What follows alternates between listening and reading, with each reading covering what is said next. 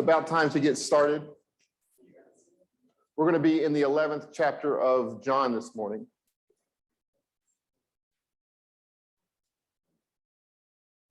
And I'm going to be filling in for Dan as we talk about this chapter. I think we're just going to read through it in some sections and talk about it together. And please ask as many questions as you want, answer as many questions as you want. I think the class will go a lot better if you guys teach each other and I just kind of fill in the quiet spots. If no one wants to participate, that's okay. Then I wind up doing all the talking, and I don't really think it's nearly as productive. So for starters, you're going to turn to John 11. I'm just going to read the first 16 verses so we don't have to digest the whole chapter all at once.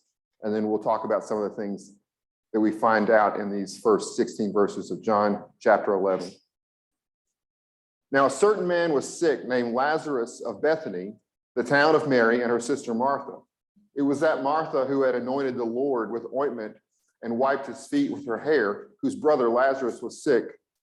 Therefore his sisters sent to him, saying, Lord, behold, he whom thou lovest is sick. When Jesus heard that, he said, This sickness is not unto death, but for the glory of God, that the Son of God might be glorified thereby. Now Jesus loved Martha and her sister and Lazarus. When he heard therefore that Lazarus was sick, he stayed 2 days still in the same place where he was. Then after he said to his disciples, Let us go into Judea again. His disciples said unto him, Master, the Jews of late sought to stone thee, and goest thou thither again? Jesus answered, Are there not 12 hours in the day? If any man walk in the day, he stumbleth not, because he seeth the light of the world. But if a man walk in the night, he stumbleth because there is no light in him. These things said he, and after that he said to them, Our friend Lazarus sleepeth, but I go that I may awake him out of sleep. Then said his disciples, Lord, if he sleep, he shall do well. However, Jesus spoke of his death, but they thought he had spoken of taking a rest in sleep. Then Jesus said unto them plainly, Lazarus is dead, and I am glad for your sakes that I was not there, to the intent that ye may believe. Nevertheless, let us go unto him. Then Thomas, who was called Didymus, said unto his fellow disciples, Let us also go, that we may die with him.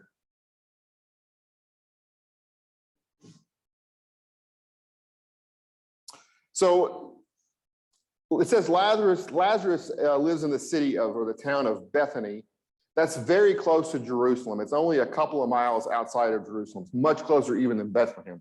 A lot of times we note that Bethlehem is kind of not too far to Jerusalem. It's to the south, just about 2 miles to the east would be the city of Bethany. So this is very close to Jerusalem, where Jesus is kind of avoiding that area because of the trouble the Jews are stirring up against him there.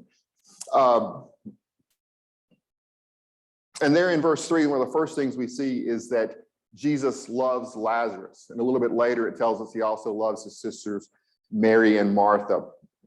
And that comes from the word phileo. So this is the friendship love, like when we think of Philadelphia, the city of brotherly love.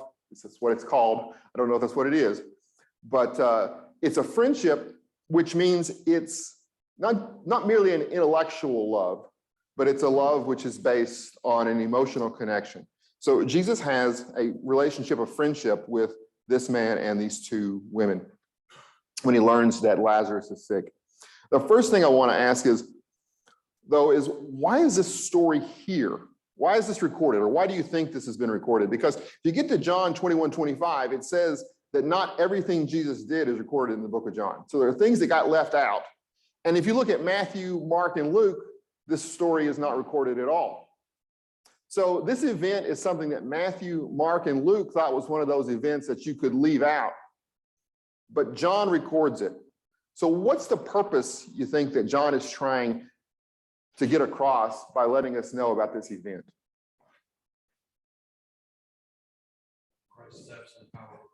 It shows his power over death. Okay, so why is that important that we show Christ's power over death? It shows more of the level of this divinity, and that this was Son of God come to earth. The ability to even impact something that no one else can do. So it shows that Jesus Christ was in fact who he said he was, that he was in fact the Son of God, and shows his power. Can anyone else do this? Prophets have done it in the past, right? So how did they do it? Elijah stretched himself over the boy multiple times. You're right. But But, still acting through God's conduit. right, God's, so that's what I want to get at. So it was the power, when the prophets did it, it was the power of God, not the power of the prophet. Whose power is it here? Still God's power. So what's the difference? No intermediary. How so? In that, like, Elijah was a mid-step between God's intervention and the boy. Okay. In this place, God is, Christ is acting, directly for Lazarus. Okay, so in this case, it seems like it's almost though like I feel like maybe we're cheating a little bit because we kind of know the whole story. Because if you see it from the outside, I would say this is just the same thing. This is just another prophet. He's here, but God has the power. Jesus gives the credit to God. But we, knowing the whole story, kind of think, well, wait a minute. This isn't just a man. This is God with us. And so we realize that there isn't a mortal standing between God and man. This is literally God. But I'm kind of curious, do you see that here in this event? Does this event, do the people seeing this, and I don't know the answer to this, this is just a discussion, would the people seeing this have realized, oh, Jesus must be God, or would they merely have realized, oh, Jesus must be from God?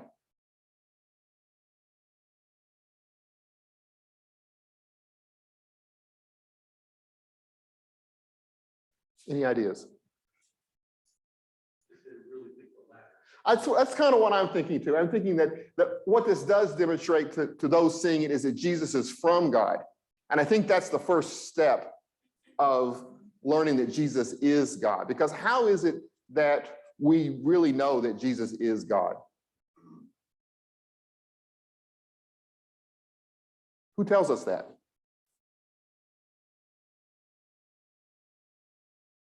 Yeah, he does. I mean, through his actions and through allowing people to worship him and telling us who he is. So Jesus says it's true. Can you believe him? Yeah, you can believe him because he's from God. So I think this is the first step in believing that Jesus is who he claims to be, is seeing that he has power that demonstrates that he really is from God. And I think, I don't want to jump ahead, but when we get later in the chapter, we're going to see that not everybody who sees this reacts by saying, oh yeah, we should follow you. And I think that's interesting, but we'll hold off on getting to that. Anything else? Are there other reasons why this might be recorded here? It demonstrates his power is one. What does Jesus say in verse 15? Anyone have verse 15? You want to read that?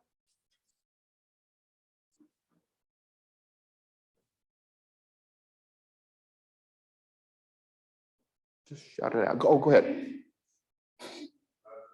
Oh, sorry.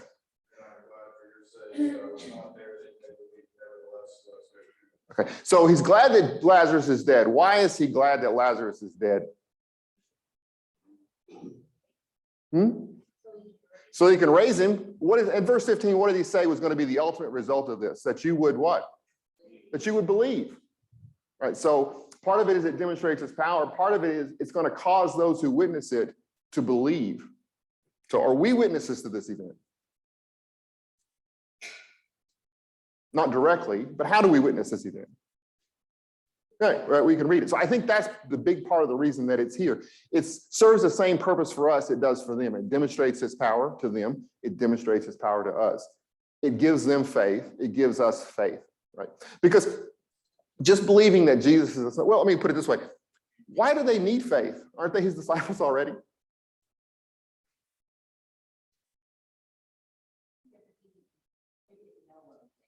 They didn't know everything. What's one of the things they probably didn't know at this point?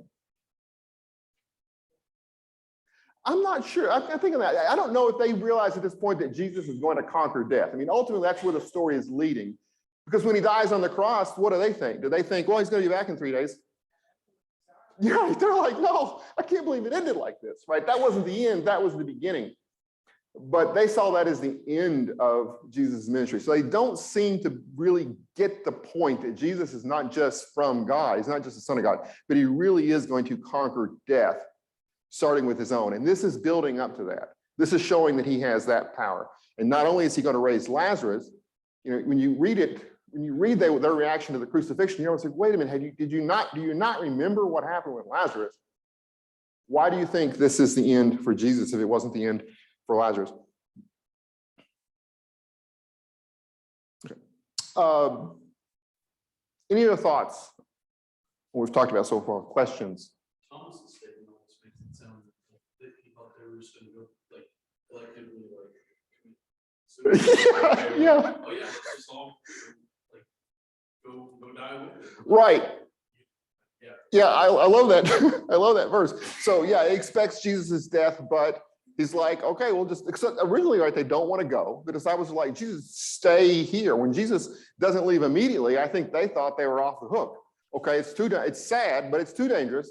Clearly we're staying here where we are, which I'm not sure where they are, but it's outside Judea, where things are a little bit calmer. But then when they find out they're going, though, Thomas is like, okay, well, let's go with you. Like, they know he's going. He's like, okay, we'll go with you. So when you die, we can die too.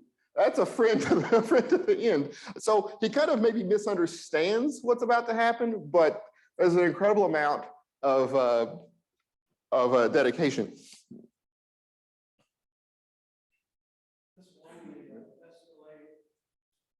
The unbelieving Jews, scribes and Pharisees' effort to kill Jesus. Like you said, it's just 2 miles. Yeah. And it's in the hotbed of hatred. Yeah. He had trouble in Galilee with nothing but Right. under the shadow of the temple.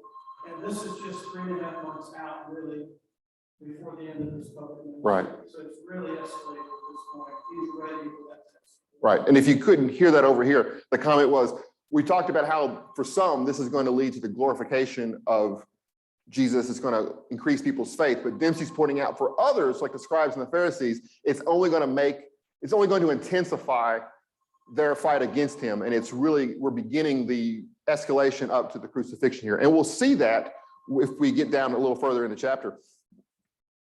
Okay. So how was Jesus informed that Lazarus was sick?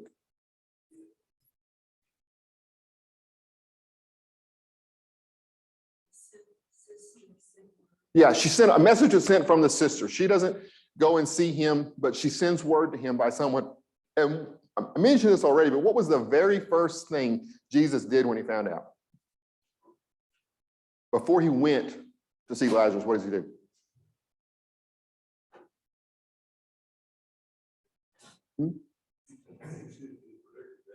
He predicted the outcome when he tells the disciples they're going. But when does he finally tell them they're going? How many days? Is it 3? 2. Okay, 2. Yeah, 2 days. So he waits 2 days. The first thing he does is he does nothing for 2 days. He waits for 2 days. And it had already taken a while for the message to get there. Again, if anyone has any reason to know where Jesus was at this time, you can say, I didn't really see any evidence of where he was other than that he was outside of Judea, because he says we're going to go to Judea, and he's far enough away that the disciples feel safe away from the scribes and the Pharisees and the Jews who wants to kill Jesus. So it probably took a little while, probably at least a day, for the message to reach Jesus. So we're probably already talking about 3 days or more. And then you got to take the time it's going to take Jesus to travel there. And when they get back, how long is, well, we haven't got to that yet, but in the next part, when we get back, we're going to find out it's been at least 4 days, a total, since she sent the message. So there's no real rush here. So if this is really his friend, why does it take so long? I think it's a good example of God does things at his time. God does things in his time, right? And in this case, can we see why God takes his time? He knows the outcome. Yeah, and is it a good outcome or a bad outcome? In other words, what did Jesus say when he said what? He said, this is a good thing. right? This is a good thing that Lazarus is going to die. Would it have been a good thing if they'd gotten there before Lazarus was dead and Jesus made him healthy? Would that have been a good thing? It would have been a good thing, but not as impactful. It would have been, yeah, it would have been great. It would have been one of many miracles that Jesus does to heal the sick, but it would not have done what God wanted done in this instance. It would have been less glorious. That's why Jesus can say it's good that my friend is going to die, because the good that's going to come from Jesus healing him or resurrecting him after his death is greater than the good that would have come from Jesus just healing him before he died. Much more is going to be demonstrated by what Jesus is going to do. So Jesus isn't waiting because he's indifferent. He's waiting because he wants to make this miracle that he, go ahead. That's just what I was going to say. The longer instead, the more in awe people. Absolutely, yeah. The longer he's dead, and the fact that he's dead at all, right? I mean, I don't care if you're dead an hour or if you're dead a week. If you're dead an hour and somebody brings you back, I'm going to be super impressed. I'll tell you. Was there another comment? Okay. Oh, go ahead. He'd been in the grave 4 days, but Jewish tradition is you buried on the second day, so that's 5 days. Yeah, it's been, so I think it probably took more than a day for the message for them to travel, because I mean, he was still alive when she set the word. So yeah, it'd probably been at least 5 or 6 days based on the fact that he'd been buried in the tomb for 4 days when they get there. Okay. Okay, I want to sort of get your thoughts on what Jesus says there in verses 9 and 10. Because he starts out with sort of a parable. So this is where they're like, let me read verse 8. It said, Master, the Jews of late sought to stone thee, and thou goest thither again. So like, what do you want to go so close to Jerusalem for? You're going to get yourself killed. That's their reaction. So in verse 9, here's what he tells them. Jesus answered, are there not 12 hours in the day? If any man walk in the day, he stumbleth not, because he seeth the light of this world. But if a man walk in the night, he stumbleth, because there is no light in him. Okay, so what's that all about?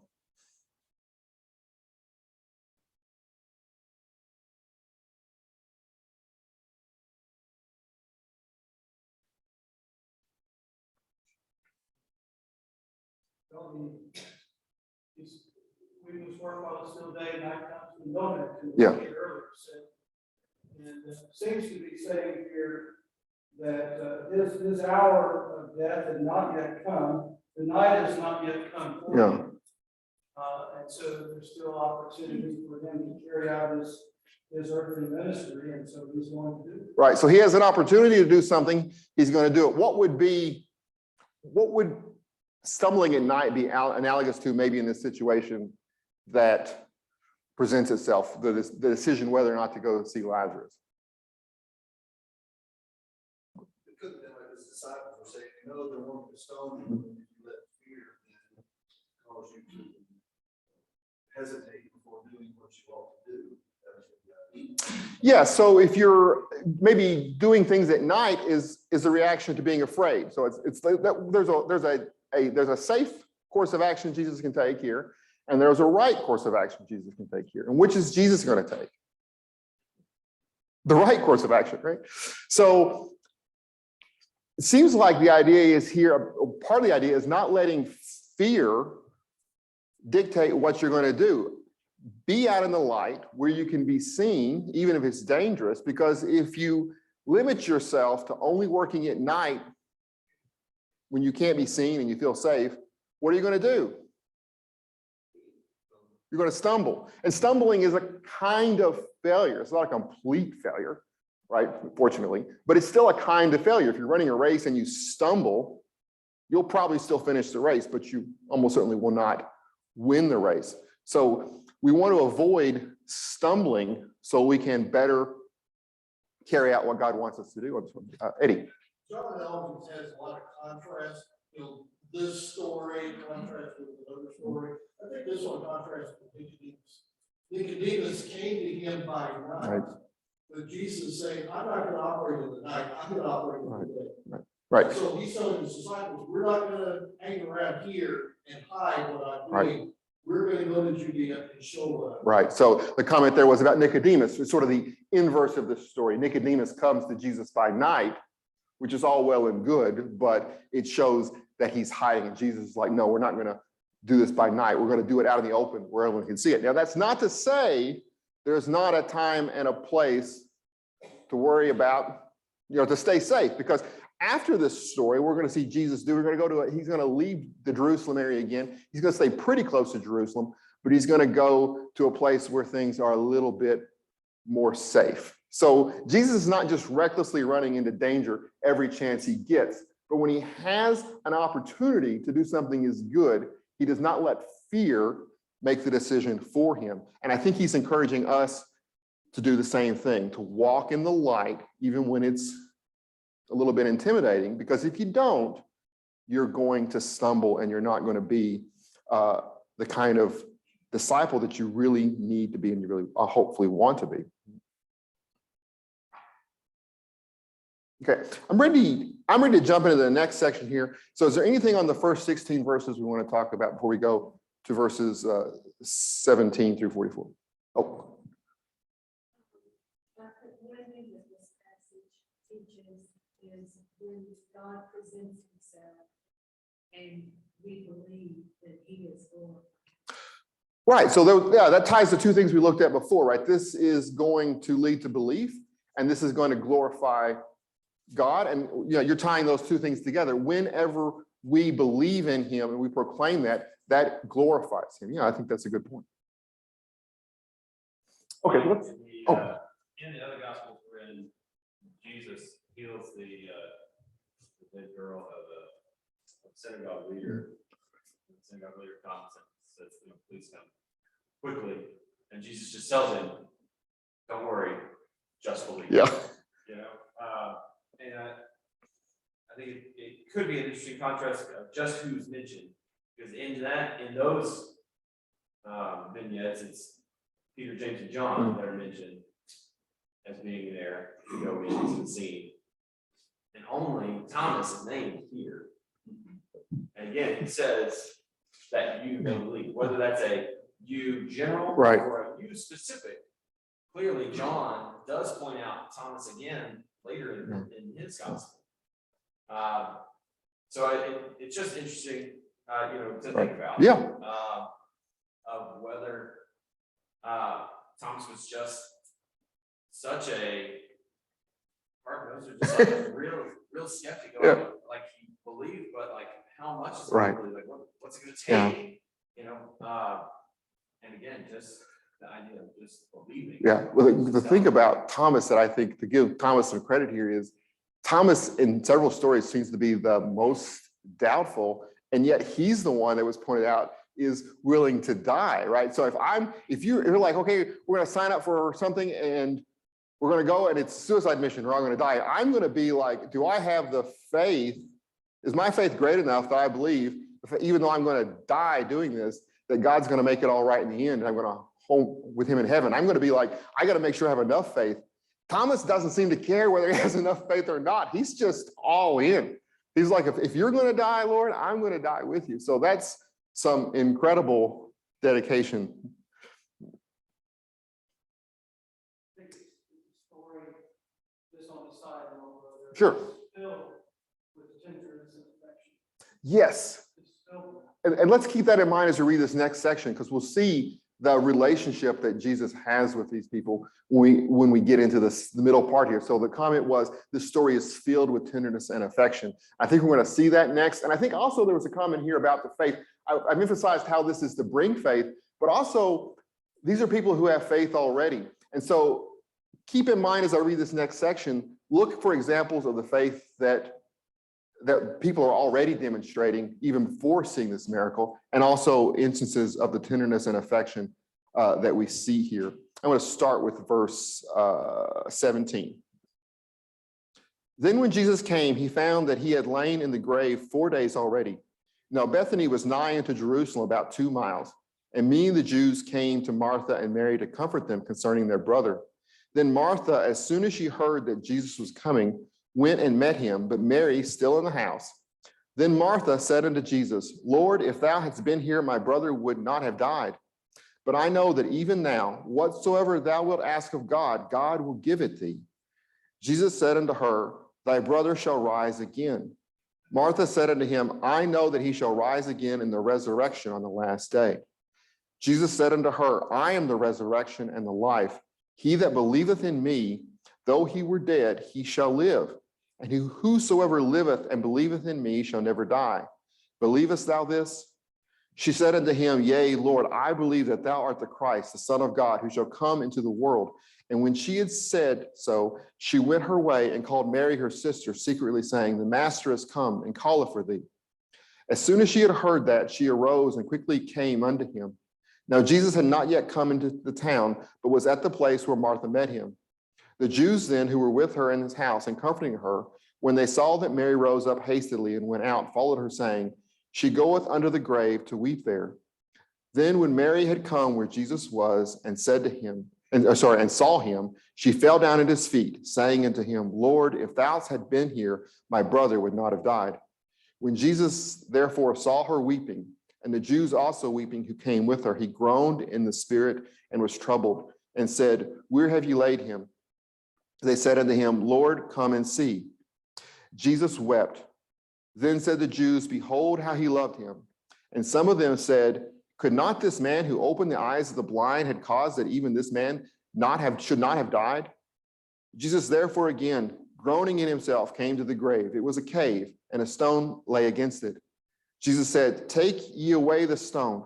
Martha, the sister of him that was dead, said unto him, Lord, by this time there is a stench, for he hath been dead 4 days. Jesus said unto her, Said I not unto thee that if thou would believe, thou shouldst see the glory of God? Then they took away the stone from the place where the dead was laid, and Jesus lifted up his eyes and said, Father, I thank thee that thou hast heard me, and I knew that thou hearest me always, but because the people who stand by, I said it, that they may believe that thou hast sent me. And when he thus had spoken, he cried with a loud voice, Lazarus, come forth. And he that was dead came forth, bound hand and foot with grave clothes, and his face was bound about with a napkin. Jesus said unto them, Loose him and let him go. Okay, so he's 4 days in the grave. So again, that's how we talked earlier, how we know that, in addition to the 2 days Jesus spent waiting, there was some travel time and some message time there to get us up to 4 days. In verse 21, I forget whether it's Mary or Martha, she says, if thou had been here, my brother would not have died. Is that a true statement? Speculation, but what do you think? From perspective, they think it's a true, and I kind of think it's a true statement too, because that seemed to be Jesus's point earlier when he said, look, if it's important that we wait for Lazarus to die, because otherwise I will not have the same opportunity to glorify God. So to me, that's saying, Jesus saying, look, if I was there right now, I'd be healing him. And so I think that's a true statement. If he had been there, he would not have died. But that's in fact why Jesus wasn't there. He didn't wait 2 days out of fear. He waited 2 days so that when he got there and performed this miracle, it would be even greater. So in verse 22, what does Mary believe already? Talked about this. This is going to demonstrate, this is going to increase people's belief. But a lot of these people believe already. What do we see that Mary believes here?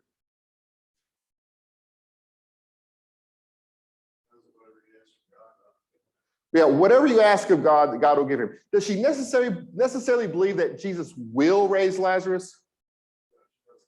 She knows, perfect. She knows he can. She doesn't believe he will, but she believes he can. And I think this is an important lesson for us in our prayers and what it is that we need to believe in.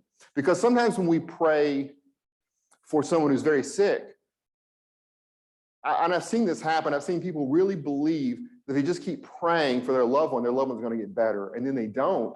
And it can be a crisis of faith for that person because what went wrong? Is God not there? Or is it me? Did I not pray enough? Should I have prayed more? But what we generally realize, we look around, we see lots of examples of godly prayers not being answered, or at least not being answered in the way we expect. We see people get sick, We pray for them and they die. And I think there's a point where we sort of say, well, look, God doesn't promise us anything, and we stop thinking about God as one who even can. And I think that's an important distinction. I cannot promise you that God will heal anyone who's sick, but I can promise you that he can. And you need to believe that. You need to believe that God has power over everything in this world. Again, don't be disappointed if it doesn't happen, because one of the great promises is what? And Mary brings it out here. She says, when does she say that she knows she'll see him again? In the resurrection. So if someone is sick in this world and we're praying for them, don't just pray out of habit. Pray knowing that God does have the power to heal that person. God does have the power to grant you what you're asking for. Don't pray thinking that he will necessarily, because I've seen people get disappointed in that. But also, don't just start thinking of God. We kind of maybe sometimes sort of become sort of like functional deist, right? A deist is someone who believes, well, yeah, God created the universe, but then he just sort of wound it up and let it go and wandered off not to do anything again. We're sort of like in an abandoned science project that's just going to keep running until it runs down and our creator has left us. That's the deist position. I think there's a danger sometimes as Christians to sort of become functionally deist, where we think God wound up the world and then just kind of left. And the only way we're different is we believe he's coming back someday. He's not just coming back. Yes, he's coming back, but he's also here right now. Jesus is Lord of this world already, and God is in control right now. So always believe that Jesus has the power, or that God has the power to save. Good. We can't always pray and ask for God's power. Yes. We need to have faith that he can do anything and everything we ask, but also much better.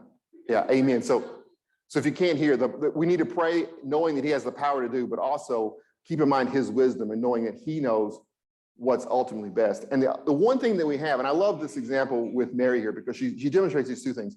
She doesn't show faith that he will save Lazarus. She shows faith that he can. But on top of that, she shows faith that no matter what happens now, there's a promise from God that it's all going to work out in the end. And I think those are the two things we need to keep in mind. Again, we're praying for someone who's sick.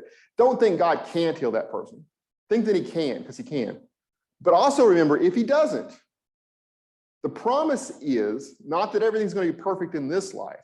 The promise is that there is a better life to come where that person is going to be whole and back, and you will be with them again. So those are the two things to remember. And I like that we see both of them demonstrated here. And I think I brought this up in a class one time when we were talking about Shadrach, Meshach, and Abednego, because I think you see that with them too. When they're going into the furnace and they're like, we believe that God can save us. And then they're like, but even if he doesn't, that's okay.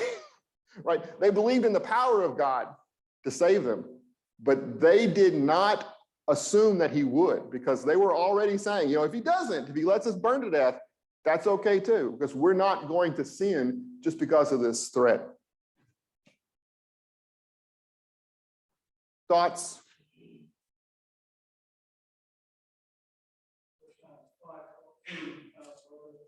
And this is the confidence which we have before him, if we ask anything according to his will. Yeah. And so it's confidence, but at the same time, thank you that your will is done, not mine. Right. Yeah. Confidence that he hears us. But again, there's two caveats there, I think. One is if you ask in accordance with his will, and then is that he hears it. And he hears it. What does that mean that he hears it? He'll answer yes, no, or be patient. Yeah, yes, no, be patient. So yeah, I think it's a little bit more than just, yeah. I heard you. I noted it down, right? It's more, I think it's an active hearing. I think the application there is that he really takes note of it, but it's not a promise for any particular response. Right? It's a promise that he listens to it and he hears it and it matters to him. It's that kind of listening, I believe. It's an active listening.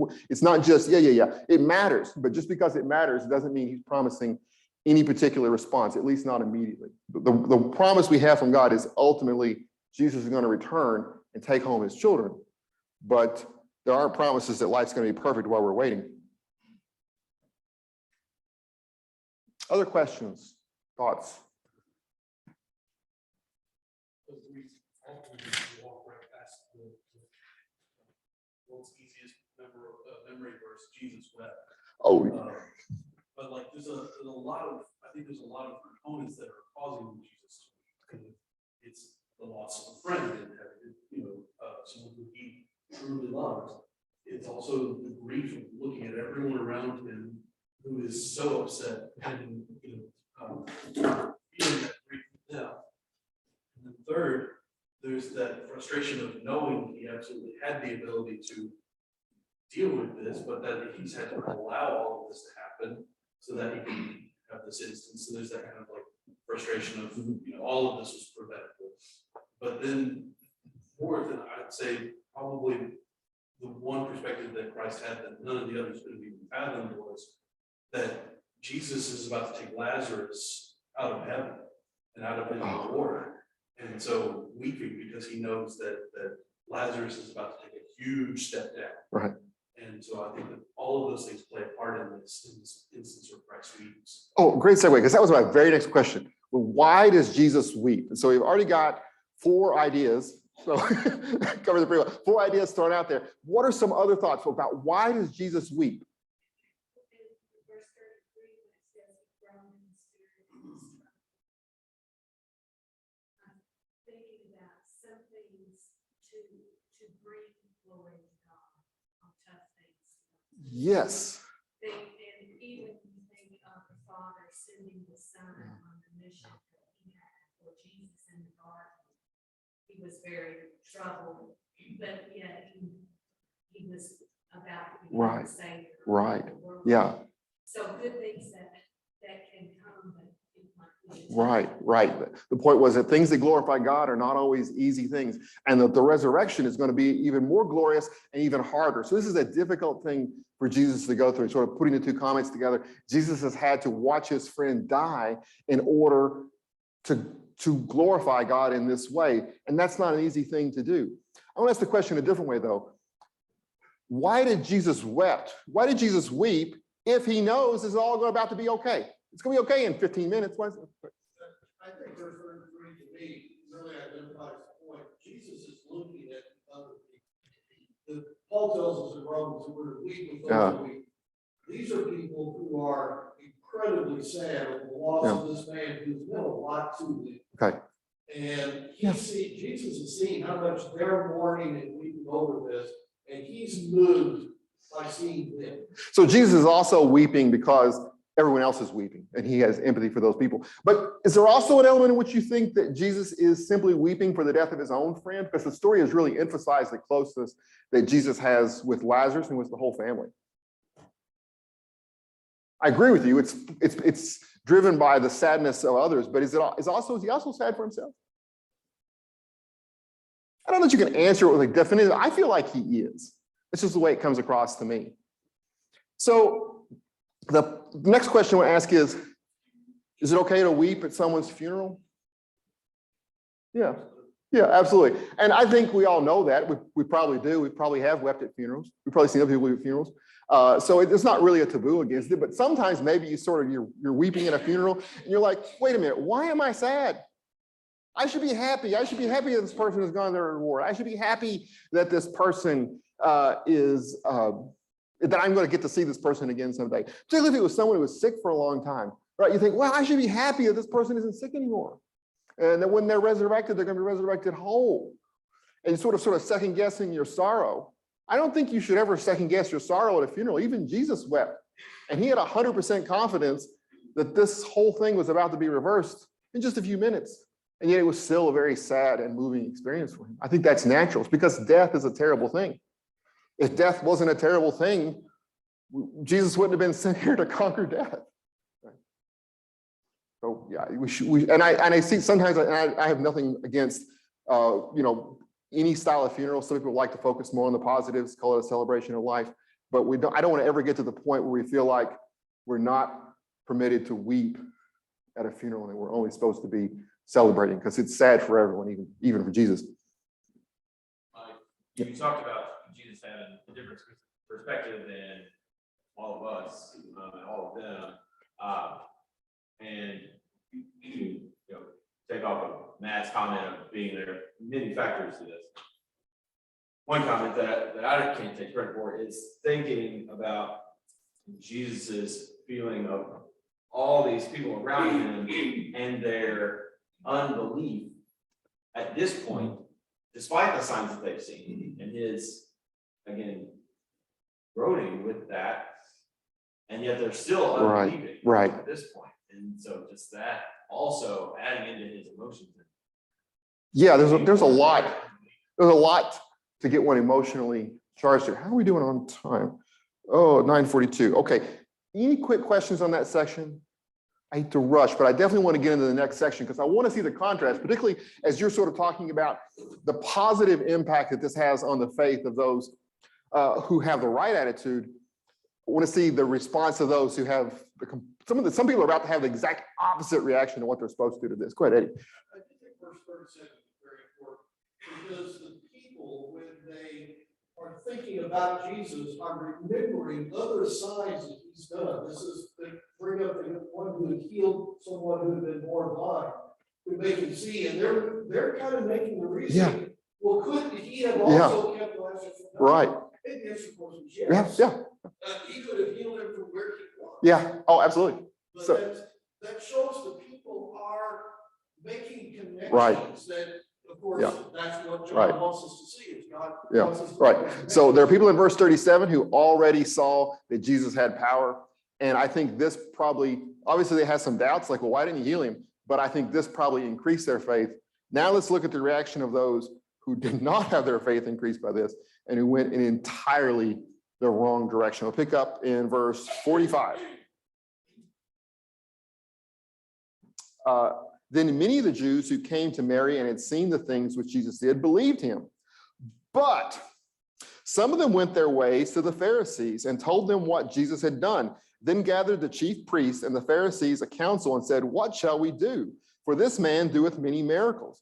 If we let him thus alone, all men will believe in him, and the Romans shall come and take away both our place and nation. And one of them, named Caiaphas, being the high priest that same year, said unto them, ye know nothing at all, nor consider that it is expedient for us that one man should die for the people, and that the whole nation should perish. And he spoke this not of himself, but he, being high priest that year, he prophesied that Jesus should die for the nation, and not for that nation only, but that also he should gather together in one the children of God who were scattered abroad. So from that day forth, they took counsel together to put him to death. Jesus therefore walked no longer openly among the Jews, but went thence into a region near the wilderness in a city called Ephraim, and there continued with his disciples. And the Jews' Passover was nigh at hand, and many went out of the country up to Jerusalem before the Passover to purify themselves. Then they sought for Jesus and spoke among themselves as they stood in the temple, saying, what think ye, that he will not come to the feast? Now both the chief priests and the Pharisees had given a command that if any man knew where he was, he should report it, that they might take him. Okay, so when the scribes and the Pharisees, or the Pharisees and the chief priests, hear about what has happened, do they disbelieve the account or do they believe the account? What? Yeah, they believe. They don't say, that's a lie. I don't believe that for 1 minute. You're just making it up. Lazarus wasn't raised from the dead. They just accept it. They say, oh, it's a miracle. So what's their reaction to believing this miracle? Wait, Eddie. And I think this connects with what I make of verse 36. Oh, yeah. Everybody is seeing what Jesus is doing. Yeah. And they're all coming to the same conclusion of what it means. It's just different in how they react to Yeah. that, whether it's something they want to accept or whether it's something they refuse to Right, accept. right. So yeah, everyone believes this, right? Whether they're on God's side or against side, everybody believes this. And I think that's part of the account is probably there to help us believe this, right? Because this isn't something that anyone could deny. Even the enemies of Christ weren't saying, oh, they're just making it up, right? Everyone accepted that this was true, even the Pharisees and the chief priest. So it really happened. But what are the two reactions you can have? Or what kind of faith? They believed the miracle was real. So what kind of faith do the Pharisees have? It reminds me of the demons' faith, right? What kind of faith do demons have? What? They believe and they what? They believe and they tremble, right? They don't believe and therefore become obedient servants of God who have all his blessings. They believe and they're terrified. So these guys, yeah, that we believe that he is doing miracles. And what's going to be the result when everybody finds out about it? Not just in this little corner of the world. What's going to be the result when everybody all over Judea finds out that Jesus has raised Lazarus from the dead and is doing miracles? They're going to lose their place, right? Because what's the first thing that's going to happen when people hear this? They're going to do what? That's right. They're going to believe Jesus. They're going to follow Jesus. And that's not going to be good for them. They're going to lose their power and their station. Good. And this goes back to this idea we've seen with the disciples and really the Jews in general. Their idea that the Messiah is coming to establish a worldly kingdom. So they're afraid that everybody's going to believe in Jesus. Yeah. He's going to start a rebellion. Their difference is they think, well, the Romans are going to win. Right. And so Yeah. that's going to destroy all of us. Yeah, but I like that point, because even if you were to take this from the very materialistic view that the Messiah is coming to establish an earthly kingdom, if this is the Messiah and he's demonstrated himself, and if you really believe that he's here from God to start a war with the Romans, who are you supposed to think is going to win that war? They think the Romans, right? God sends a man down to earth. Our belief is that God has sent a man to earth to conquer the Romans, and the Romans are going to win. And that just shows, but why? What's their place going to be? If Jesus establishes a kingdom on this earth, an earthly kingdom, what's their place going to be? Right? Nothing. Jesus already told them, you know, in vain do you worship, teaching for doctrines and precepts of men. If the Romans stay in power, what are they going to be? Right. They're not going to be top dog, but they're going to be powerful mid-tier guys. And that's enough for them. They do not want to lose that. So even though they believe this is a miracle, their reaction is to try to cling to their own power, even if it means attacking the Son of God. And as Dempsey brought up earlier, this is where it's really going to accelerate, where they're really going to start going after him. And we're just a few months now away from the crucifixion. You have to think that the Jews like Caiaphas and then are still playing the human game, like, well, maybe we wouldn't get Rome to recognize this as an acceptable religion. They're like, well, let's play with inside the boundaries. They're not looking at like, hey, you know, Christ has risen from the dead, like who in Rome has done that reason? Yeah. They're still like trying to play a very worldly game, and you know, and they have no idea what will happen in the next several decades Right. where they get thrown out and ostracized. Absolutely. They're Yeah. like, we can make this work. Absolutely. But Jesus comes and messes this up and we lose our chance. Yeah, absolutely. Okay, there's our second bell. Thank you all for your comments. I really appreciate it. And chapter 12 for next week.